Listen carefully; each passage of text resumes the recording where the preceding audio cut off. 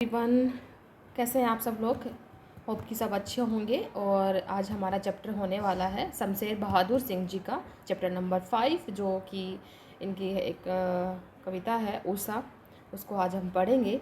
ठीक है, सबसे पहले हम इनकी जीवनी पढ़ेंगे और उसके बाद में हम चैप्टर को पढ़ेंगे, इसके कविता को पढ़ेंगे। ठीक है, तो 13 जनवरी सन 1911 को देहरादून यूपी, जो कि अभी यूपी उत्तराखंड में है, में उनका जन्म हुआ था। रचनाएं हैं इनकी कुछ कविताएं, कुछ और कविताएं। चुका भी हूँ नहीं मैं, इतने पास अपने बात बोलेगी, काल तुझसे होड़ है मेरी। और उर्दू हिंदी कोर्स का संपादन इन्होंने किया है। ठीक है, तो ये बहुत इंपॉर्टेंट है यहाँ पे कि उर्दू हिंदी कोर्स का संपादन इन्होंने किया है। किसने? शमशेर सिंह बहादुर जी ने उर्दू हिंदी कोर्स का संपादन किया है। कुछ कविताएं, कुछ और कविताएं। चुका भी नहीं हूँ मैं, इतने पास अपने बात बोलेगी, काल तुझसे होड़ है मेरी। ये इनकी रचनाएं हैं। साहित्य अकादमी तथा कबीर सम्मान सहित इनको अनेक सारे सम्मान मिले और 1993 में अहमदाबाद में इनकी मृत्यु हो गई। ठीक है। तुमने धरती का पद्य पढ़ा है, उसकी सहजता प्राण है। ठीक है, अब इनकी लाइंस जो है इंपॉर्टेंट है, ये याद करने की ज़रूरत है। शमशेर सिंह बहादुर की तुमने धरती का पद्य पढ़ा है, उसकी सहजता प्राण है। खुद को उर्दू और हिंदी का दोआब मानने वाले शमशेर की कविता एक संधि स्थल पर खड़ी हुई है। ठीक है, यह संधि एक और साहित्य है, चित्रकला और संगीत की है, तो दूसरी ओर मूर्तता और अमूर्तता की तथा इंद्रिय और इंद्रियतर की है। विचारों के स्तर पर प्रगतिशील और शिल्प के स्तर पर प्रयोगधर्मी कवि शमशेर की पहचान एक बिंबधर्मी कवि के रूप में है। उनकी यह बिंबधर्मिता शब्दों से रंग, रेखा, स्वर और कूची की अद्भुत कसीदाकारी का माध्य रखती है। उनका चित्रकार मन कलाओं के बीच की दूरी को न केवल पाटता है बल्कि भाषातीत हो जाना चाहता है। उनकी मूल चिंता माध्यम का उपयोग करते हुए भी बंधन से परे जाने की है। ओ माध्यम, क्षमा करना कि मैं तुम्हारे पार जाना चाहता हूँ। उनकी मूल चिंता है कि माध्यम का उपयोग करते हुए भी बंधनों से परे जाने की बात करे है।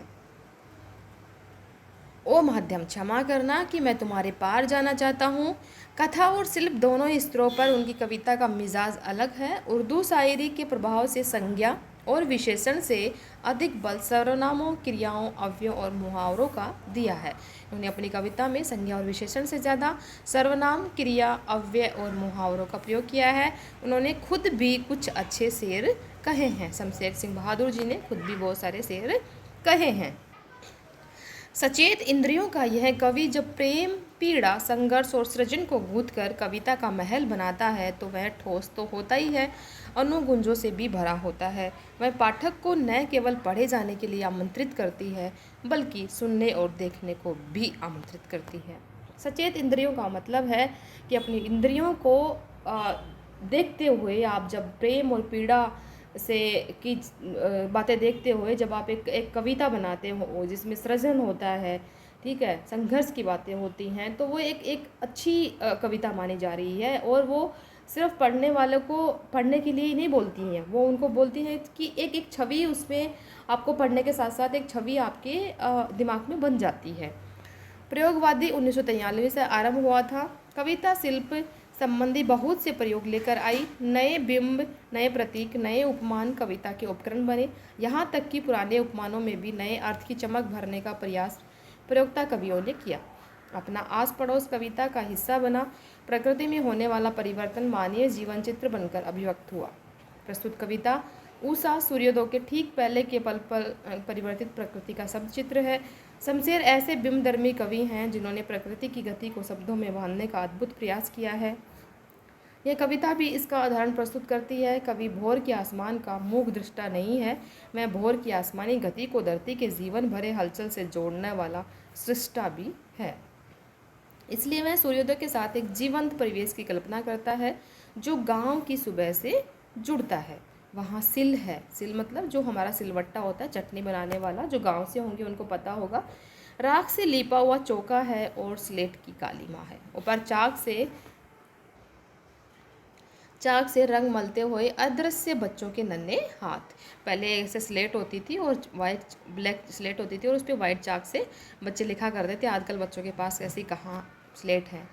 यह एक ऐसे दिन की शुरुआत है जहाँ रंग है, गति है और भविष्य की उजास है और हर काली माँ को चीर कर आने का एहसास कराती ऊषा। ऊषा जो सुबह की जो 6 बजे के समथिंग, 5 बजे से 6 बजे के बीच में जो सुबह होती है, उसकी जो लालिमा होती है, सूर्य निकलता है, हर जगह अलग अलग होता है।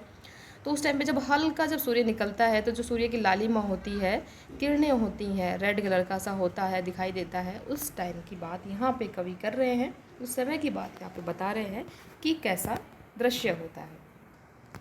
अब हम चैप्टर को पढ़ेंगे उषा, ठीक है। समझ ही गए होंगे उषा यहाँ पे सुप्रभात यानी जल्दी प्रभात की बात बता रहे हैं, सुबह वाले प्रभात की बातें बता रहे हैं। जैसे ही सूर्य निकल रहा है, हल्का सा सूर्य निकल रहा है, उस टाइम की बात बता रहे हैं। प्रात नभ था बहुत नीला शंख जैसे, ठीक है, नीले शंख जैसे सुबह था। भोर का नभ राख से लिपा हुआ चौका अभी गीला पड़ा हुआ है, ठीक है, कि जब सुबह निकलते ही है, सूर्य निकलता है तो उस टाइम पे बता रहे हैं कि सुबह सुबह जब राख से लिपा हुआ चोखा हो जाता है, वो गीला पड़ा है, तो जैसे ही सूर्य निकलेंगे तब वो सूखेगा। बहुत काली सिल जरा से लाल केसर से कि जैसे धुल गई हो, ठीक है, जैसे सिलवट्टा जैसे होता है, वहाँ से बता रहे हैं कि ऐसे दिख रहा है जैसे जो सिलवट्टे के ऊपर भी होते हैं ना लाल केसर जैसे, कि वो धुल गई हो। स्लेट पर या लाल खड़िया चाक मल दी हो किसी ने, ऐसे लग रहा है मानो जैसे स्लेट के ऊपर हमने लाल खड़िया का मतलब यहाँ पे जो एक लाल मिट्टी होती है जिससे बहुत सारी जगह पे तो घर भी लिपा जाता है और उससे लिखते भी हैं या उसे पेंटिंग बनाते हैं। मधुबनी वगैरह पेंटिंग जैसे बनती है, उसमें सफ़ेद और लाल एक चौक होता है, उसका प्रयोग होता है, तो उसको बोलेंगे लाल खड़िया चौक। यहाँ से कि ऐसा लग रहा है जैसे कि लाल खड़िया चौक किसी ने मल दी हो। नील जल में या किसी की और झिलमिल देह है जैसे हिल रही हो, ऐसे लग रहा है मानो कि नीले जल में किसी की एकदम मतलब एक ऐसा शरीर हिल रहा हो, ऐसा लग रहा है। और जादू टूटता है इस उषा का, अब सूर्योदय हो रहा है। और जैसे ही उषा हटती है और सूर्योदय हो जाता है, जैसे ही सूर्योदय होता है तो यहीं पे ही हमारा ये छोटा सा एक चैप्टर था। बस इसमें कुछ चीज़ें आपको याद रखने की ज़रूरत है कि नीला शंख जैसा दिख रहा था और यहाँ पे राख से लिपा हुआ चोखा अभी गीला पड़ा हुआ है। बहुत काली सिल जरा से लाल केसर से इसकी उपमा की गई है, जैसे धुल गई हो, ऐसे दिख रहा है मानो स्लेट पर लाल खड़िया या चाक मल दी हो।